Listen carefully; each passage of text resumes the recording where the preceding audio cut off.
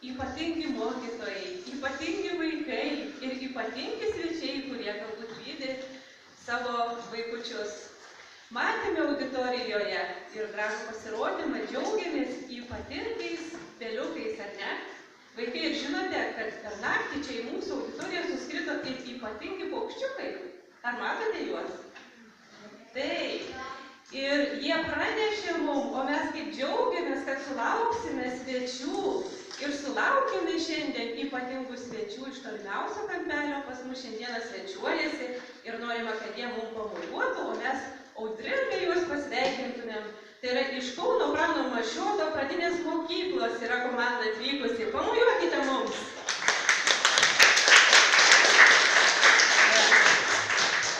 Iš Vilniaus atvyko Vilniaus Žibulio pradinės mokyklos mokiniai.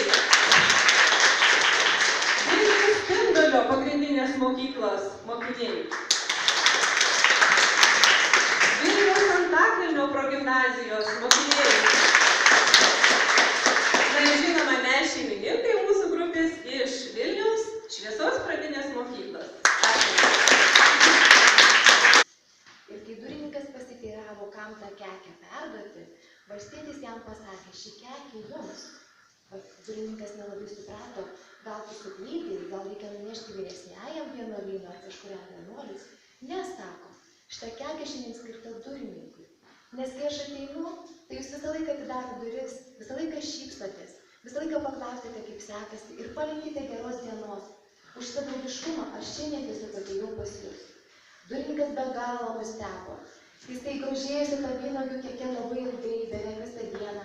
Ir staiga sugalvojo, aš labai myliu savo vyresnįjį vienuolyno tą abatą, jisai vadinamas abatu. Jis man labai daug padėjo, jis padėjo man ir šitą darbą gauti. Aš labai norėčiau jam tarti dėkingumo žodį. Jis nunešė tą vynuogių kekę abatui. Abatas, pamatęs turtingą vynuogių kekę, labai apsidžiaugė ir staiga prisiminė sergantį brolį. Ir perdavė tą kekę tam broliui. O šis irgi nesuvalgė tų vynuogių. Jis prisiminė, kad vienuolyne gyvena vienas labai vargšas vienuolis, kuris visai neturi šeimos ir nunešė jam. Kaip jūs manote, kur vynuogių kekė atsidūrė paskui? Jie apėjo ratą ir jinai vėl atsidūrė pas durininką.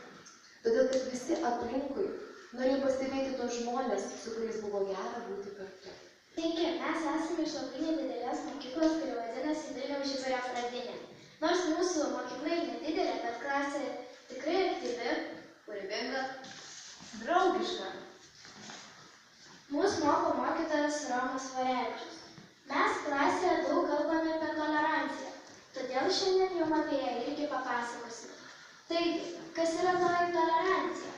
Tolerancija tai pakantumas kitiems, supratimas, kad kitas žmogus gali skirtis nuo mūsų ir pripažinimas, kad jis turi teisę būti kitoks nei mes.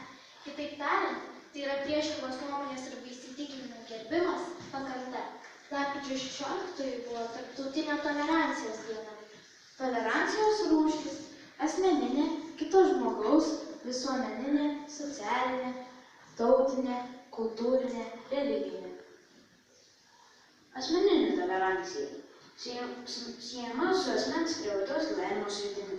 Į šią sritį įeina tarpusavio bendravimo įpročiai, kito žmogaus išklausymas, nežeminimas ir kito žmogaus orumo pripažinimas. Kitos pažiūros įsitikinimai bei elgsenos modeliai, kurie neturi įtakos kitų asmenų teisėms arba tik nesmarkiai jas veikia.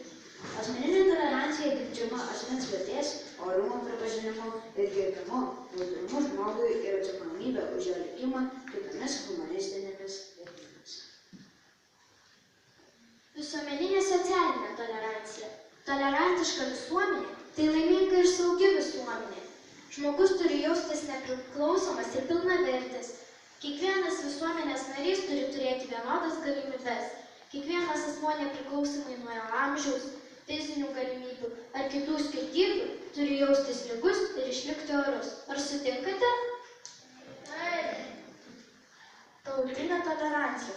Lietuva, kaip ir kitos Europos šalys, yra daugiakultūrė valstybė.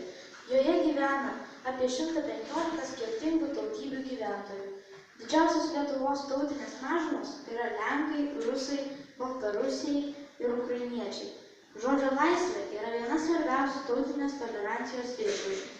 Žmogus turi teisę turėti savo įsitikinimus ir juos laisvai reikšti.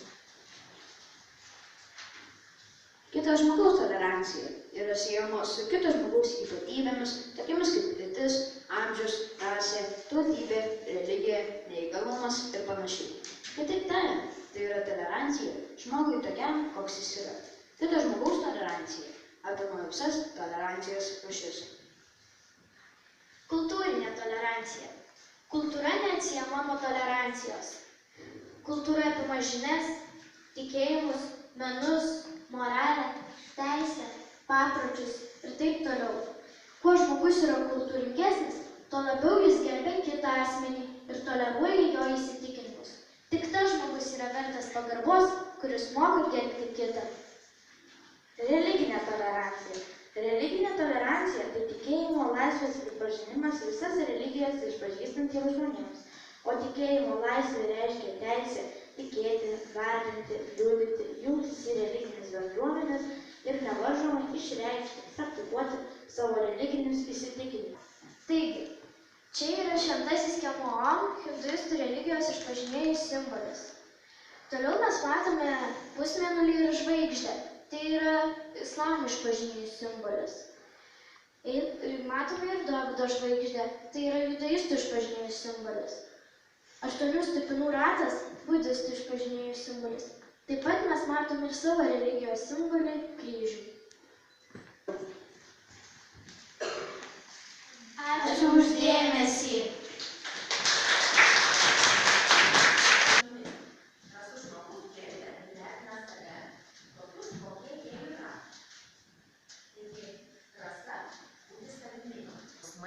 Mintis, veiksmai, kaip aš jaučiuosi ir ką aš galvoju, kaip aš elgiuosi. Ir turbūt svarbiausia tai yra taip, kokią aš prisiimu atsakomybę už tai, kaip aš elgiuosi, ką aš pasirenku. O pagal